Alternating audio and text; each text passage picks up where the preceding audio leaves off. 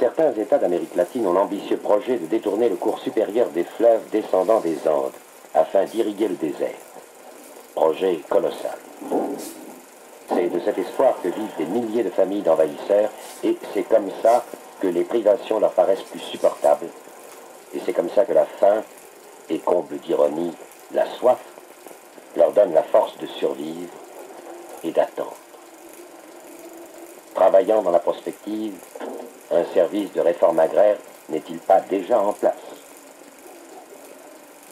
Il s'agit du centre de service de Tangay qui est installé pour l'Officine nationale de réforme agraire, justement au milieu du désert, justement au milieu de 30 000 hectares de désert où on ne trouve pas rien qui est cultivé, on ne trouve pas de plantes, de herbes, on ne trouve absolument rien.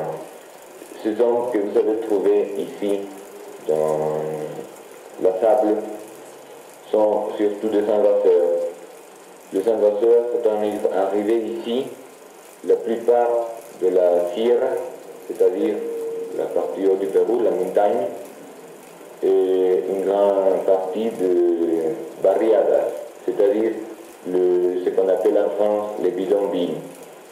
Ces hommes sont installés ici et maintenant ils attendent l'arrivée de l'eau.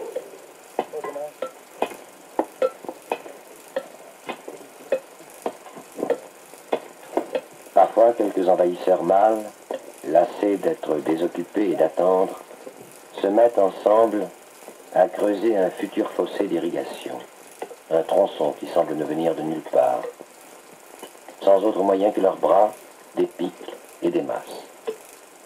Entreprise assez dérisoire au siècle où les machines, les techniques et les ingénieurs savent accomplir des prodiges.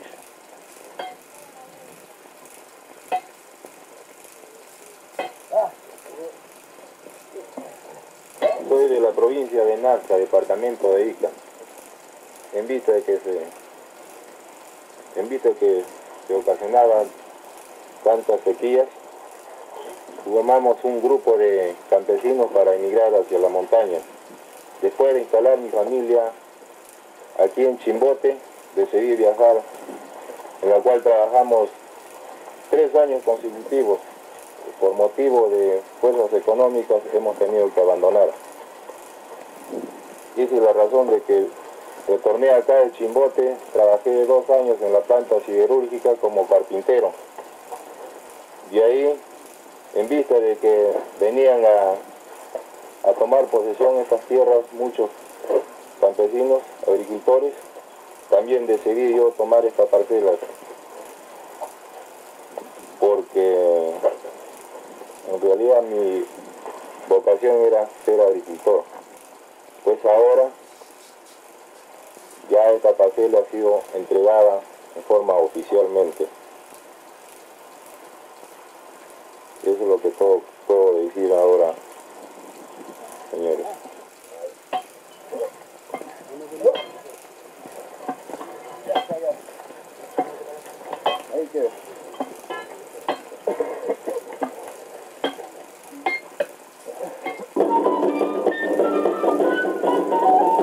Il n'est pas contestable que les États font tout ce qui est en leur pouvoir pour vaincre la résistance des oligarchies agraires, très puissantes en Amérique latine.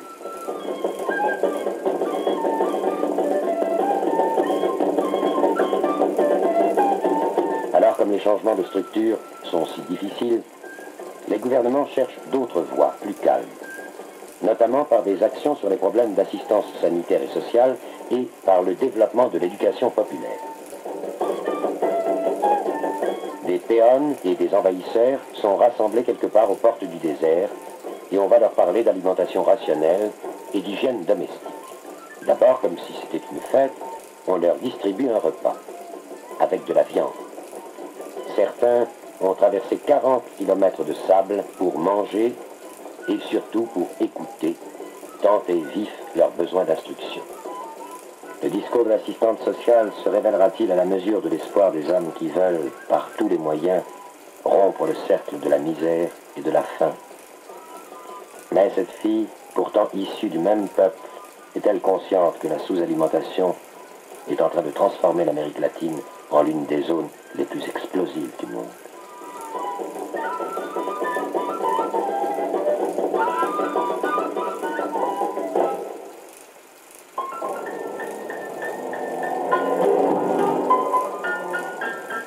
Le confort américain, de belles voitures, le souvenir toujours présent de l'art colonial espagnol, voici le visage des métropoles.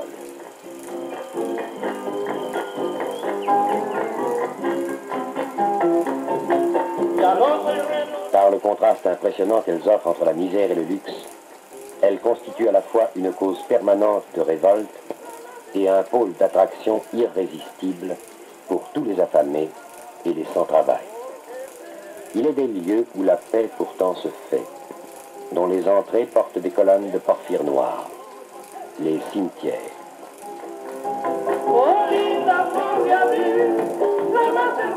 Mourir riche n'est pas une petite affaire. Il faut tenir dignement sa place au cimetière. Les mausolées reflètent l'Europe de la grande époque. Les statues allégoriques sont de marbre, extraits à Carrare, sculptés à Florence et expédiés par bateau.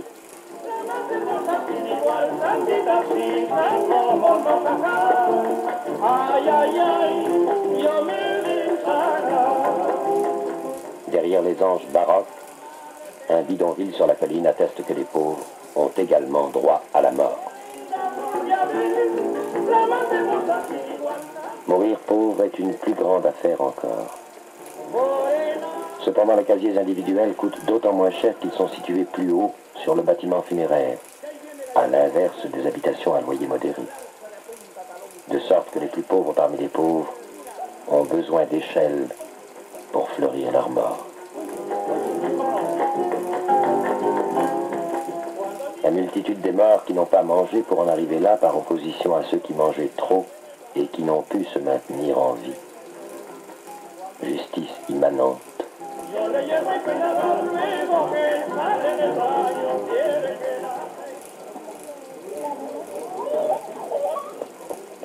Toutes les villes d'Amérique latine ont leurs bidonvilles, Caliampas, Barriadas, Ranchos, Tugurios, où s'amoncelle la population marginale, formée d'émigrants de la campagne et qui, violemment attirés, y sont chômeurs, faute du moindre travail.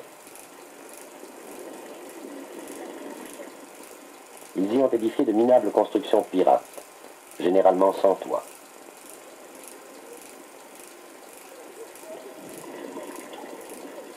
De 35 à 70% des populations urbaines cernent ainsi les cités, confuses menaces pour les bien nantis du centre et des beaux quartiers.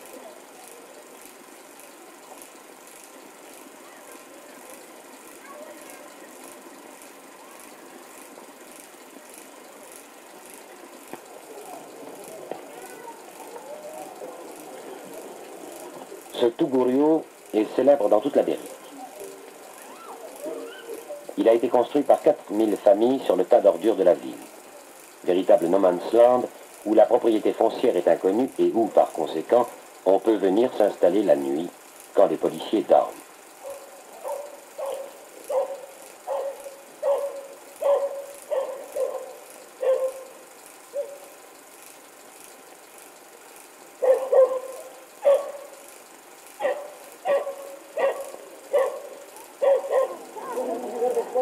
Et le jour, c'est bien commode. Les camions d'ordures sont la manne vers laquelle se précipitent les enfants excités en quête de quelque chose à manger ou à vendre.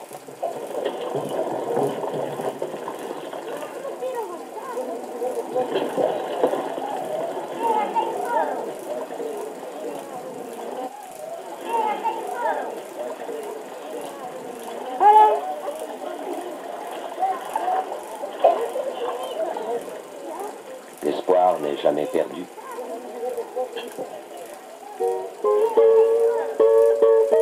Les petits-enfants du Tugurio attendent leur rédemption.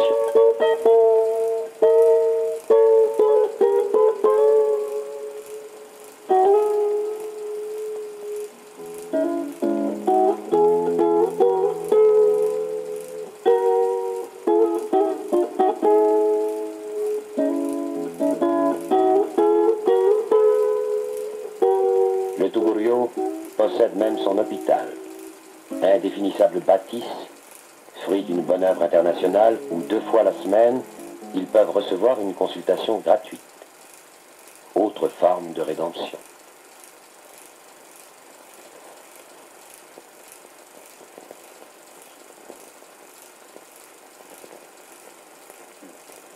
Il faut avoir vu tout cela pour bien comprendre ce qui valent la charité, la pitié et l'assistance pour résoudre un tel problème, un problème d'une telle envergure, le problème de la fin de le monde.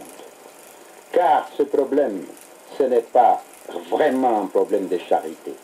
La charité a la tendance en général de soulager la conscience du riche bien avant de soulager la détresse du pauvre. Le problème, c'est un problème de sécurité mondiale. Il faut donc le penser et le formuler à échelle mondiale et aller beaucoup plus loin, aller aux structures et faire les réformes nécessaires. Réformes internes et réformes internationales. Ces réformes ne peuvent avoir lieu que dans le cadre d'une nouvelle conscience politique mondiale qui est en train de se former, car elle est absolument indispensable à la survivance de l'humanité, menacée de nos jours par les tragiques dangers, celui de la faim et celui de la bombe. Verminose, insuffisance cardiaque, ostéomalacie, malnutrition. Cet enfant est épuisé par les maladies de carence. Son sang s'exporte à prix dérisoire sous forme de matières premières et de produits de base, en échange duquel arrivent matières plastiques, postes de radio et autres balivernes scandaleusement surpayés.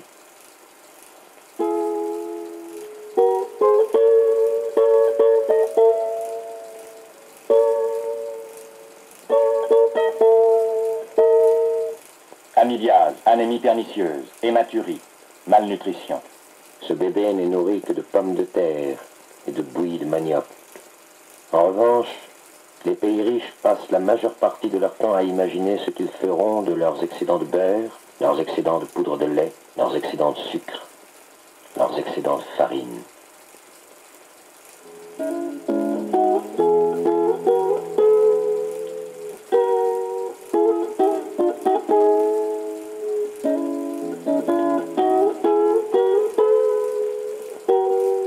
Gastroentérite, fébrilité, otite purulente, malnutrition.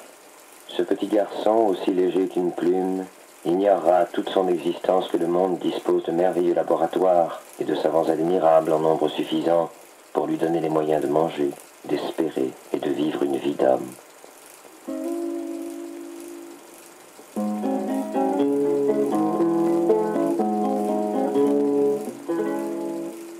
Pour la mère, furonculose à staphylocoque, hémorragie, malnutrition. Cette pauvre femme sait peut-être que des ingénieurs et des techniciens s'apprêtent à marcher sur la Lune. Et se sont-ils occupés de conquérir la Terre et de lui faire porter les fruits qui apaiseraient sa faim?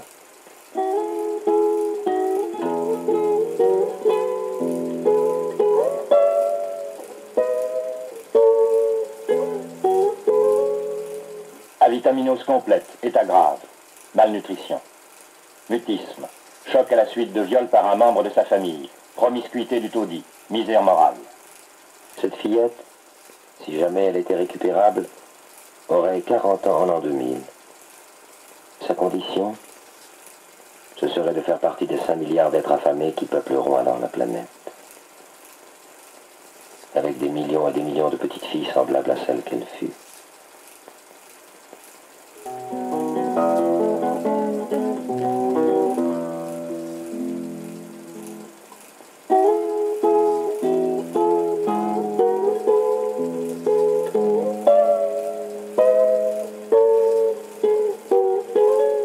Indienne d'Amazonie portant sur les pommettes les tatouages de sa tribu. Enceinte de 7 mois. Lésion tuberculeuse pulmonaire. Malnutrition. Cette belle femme, de quel poids politique, de quelle connaissance dispose-t-elle pour réclamer et obtenir une réforme des structures agraires, une justice sociale qui ne soit pas des caricatures?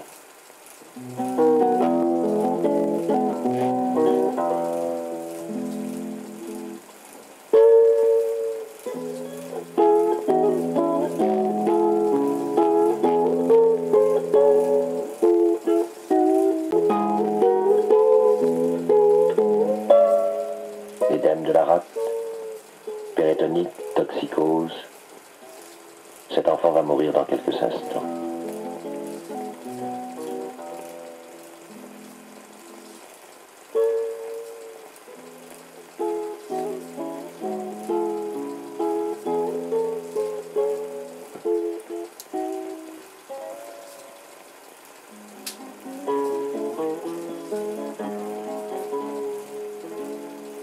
Il était né il y a 2 ans et demi dans un village des Andes appelé Pucara, qui signifie la forteresse.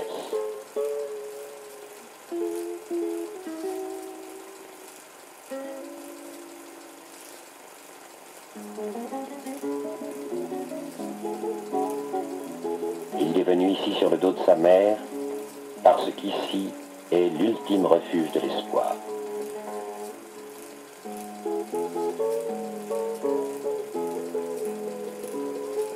Un ancien proverbe indien dit que patienter, c'est attendre le ciel.